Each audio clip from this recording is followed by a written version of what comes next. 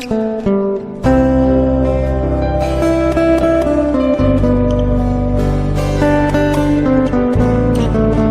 Tol Trans Sumatera JTTS Pekanbaru Padang seksi Pekanbaru Bangkinang hingga saat ini belum diresmikan.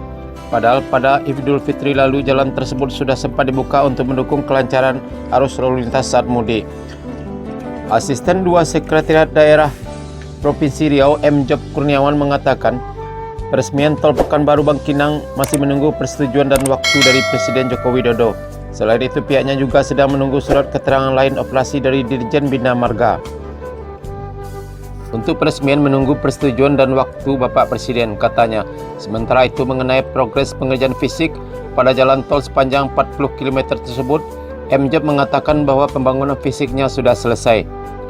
Dari laporan yang kami terima, pembangunan fisik jalan tol Pekanbaru Bangkinang sudah selesai, ujarnya. Ia berharap jalan tol Pekanbaru Bangkinang dapat diresmikan tahun ini juga. Pasalnya jalan tol tersebut sangat mendukung mobilitas masyarakat. Insya Allah tahun ini juga bisa diresmikan. Kita tunggu waktu Bapak Presiden untuk meresmikannya, sebutnya. Seperti diketahui, Tol Pekanbaru Bangkinang merupakan koridor pendukung atau sirip dari ruas Tol Pekanbaru Padang sepanjang 254 km. Sedangkan untuk Tol Pekanbaru Bangkinang memiliki main road sepanjang 40 km. Tol Pekanbaru Bangkinang memiliki 6 jembatan dan 2 rest area. Jarak dari Pekanbaru Bangkinang jika melewati jalan nasional adalah sekitar 58,8 km dengan waktu tempuh sekitar 1 jam 40 menit. Sedangkan jarak tempuh Tol Pekanbaru Bangkinang 30 sampai 40 menit.